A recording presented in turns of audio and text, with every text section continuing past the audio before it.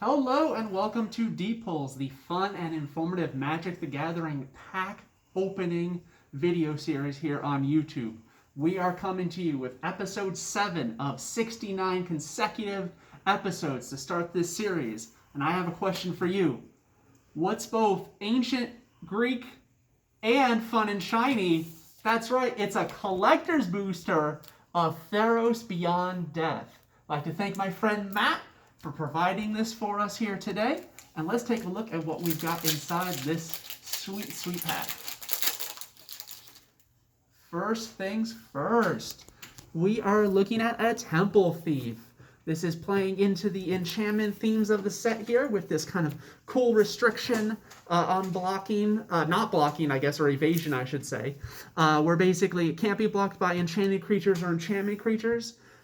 This wording kind of came into play a lot. I feel like especially with Journey into Nyx, the last set of the original Theros block, a lot of cards there. I'm thinking of Feast of Dreams, which was also a black card. 1 in a black instant, destroyed an enchanted creature or enchantment creature. So it's fun to see that wording come back. Also on another card that was 1 in a black. Next things next, we've got here a Flummoxed Cyclops. Theros has really emphasized a lot of fun stuff with Cyclopses, and it's always fun in Magic's Evolution to see how they try to approach this creature with one eye. What does that mean mechanically? The first Cyclops I can think of was Ikundu Cyclops in Mirage. Not only did it have a weird flavor text, which had a poem about, like, one eye good, two eye die, or something like that. That card had a very specific drawback. I think of, like, maybe if you targeted it, it died, or like it couldn't attack or block alone. But you're seeing how they're playing that Cyclops drawback here, which is if it gets distracted, i.e. another creature, another 2 creatures are in combat with it, it gets that kind of falling, dropping of power there. So cool way to play Cyclops here in this case. Now we've got here Unknown Shores. Pretty simple land, been reprinted in a lot of contexts before. I've seen it in terms of, like, upgrades to Cave of Temptation, Modern Horizons, but tapping for a colorless, 1 and a colorless, 1 tapping to make a colored mana. Also kind of interestingly, a land version of Prismatic Lens, an artifact from Time Spiral. Next things next here, we've got a Chain of Memory, your kind of normal, Chain to Memory, excuse me. You've got there your normal sort of single blue instant, shrinks a creature, has a small upside. In this case, it's that Scry ability. Pretty sure that there was a similar effect in original Theros, but here we see it again. Next, we've got Hyrax Tower Scout. Hard word with all the Y's and X's there. But with this card in particular, I think this card's really super interesting in green as a space because of the untap ability. You've seen that sort of untap and tap thing a lot in blue on ETB creatures, and I'm most specifically thinking of, say, Pestermite, Deceiver, Exarch, cards that ended up having combo applications with Splinter Twin and Kiki Jiki. But this card kind of also has that upside, and I have seen it played in a few chain decks where the untap ability lets you kind of reuse something like, do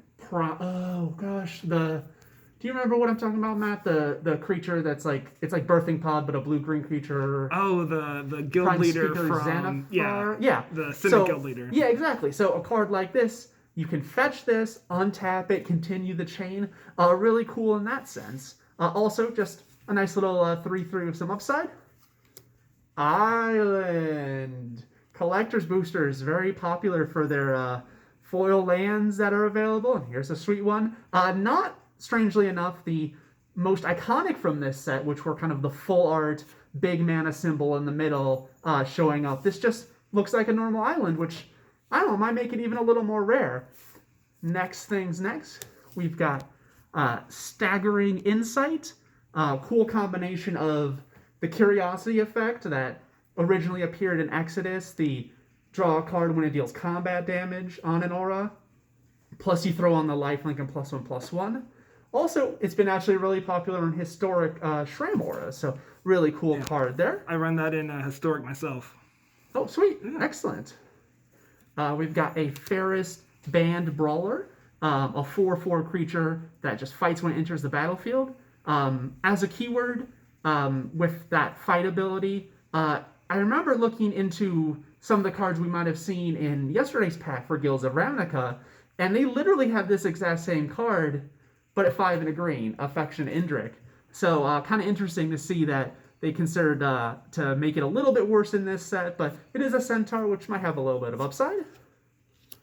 Now here's what I was talking about with those foil cool full art lands. We've got an island here, and if you get them both in the shot here, we've got the swamp right next to it. They look super cool. The big mana symbol just jumping out at you. Full art lands first came in the first Unglued set, popularized there. People wanted more. Put them in Zendikar sets. Every single unhinged, unstable, unsanctioned. And now, of course, we've got these really cool versions here. I play the non-foil versions of the Swamps and Plains in my Auras deck, which is Pioneer Orzhov Aura. So I think that's really sweet. Ooh, okay. I had to read this one a little bit because this is not a card I'm familiar with because it is not normally in draft boosters. This creature basically got put, a lot of these creatures, and if you can see with the collector's number here, the fact that it's not out of anything indicates that it's a card originally designed for either Planeswalker decks, sometimes Commander decks now.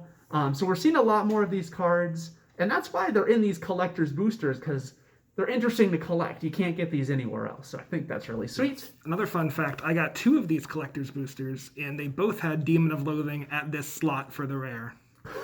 Interesting.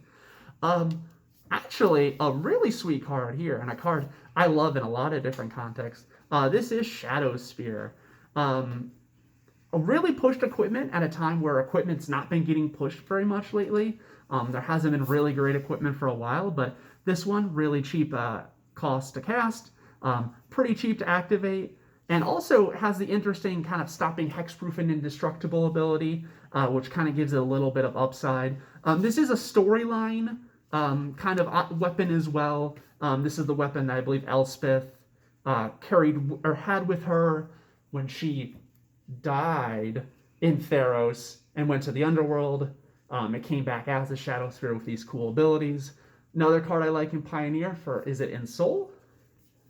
This card I think you may be really happy with, since this is your pack here.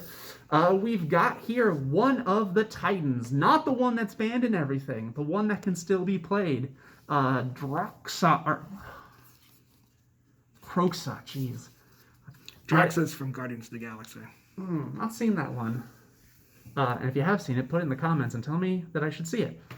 Kroxa, Titan of Death's Hunger, part of the Greek mythology with this kind of, we've got the gods, and then what's above the gods? Well, it's these Titans, I guess.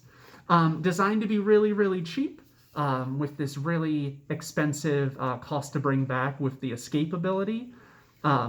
Creatures are really cool with having the same ETB trigger as well as attack trigger, so you can get a lot of utility out of them.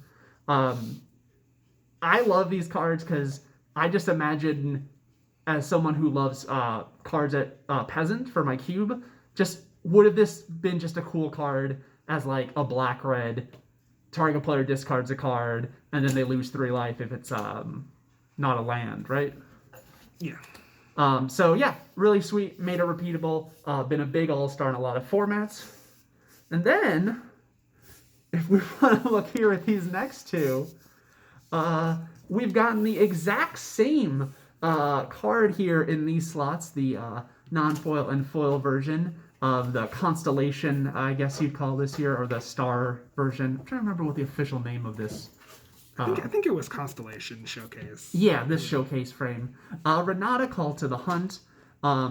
They put that uncommon, these demigods that had a star in the power or toughness. For the 2 mana creatures of this type, which were white and black, they both got the star in toughness because they didn't want the power of a 2 mana creature to be able to grow uncapped. But for everything else, they decided to put it into the power. An interesting card here, I think, for the combo possibilities. Anything that lets creatures enter the battlefield with a +1/+1 counter gets a lot of possible combos in Magic's history. Mechanics like Persist really play well there. So awesome cards as well. Yeah, great in my Vorinclex Brawl deck. Excellent as well, absolutely. And a foil Human Soldier to round out the pack at this token here. Cool 1/1. A lot of cards make this. For whatever reason, the one that jumps to my mind is the first Ironian Games, the analog of our Olympics. With that all said, I appreciate all these awesome cards we got. I wish I got to keep them. I don't. They go back to Matt. But I would like to thank you so very much for joining this episode of Deep Pulls, and I hope to see you tomorrow for episode 8 of our 69 consecutive. Have a great day.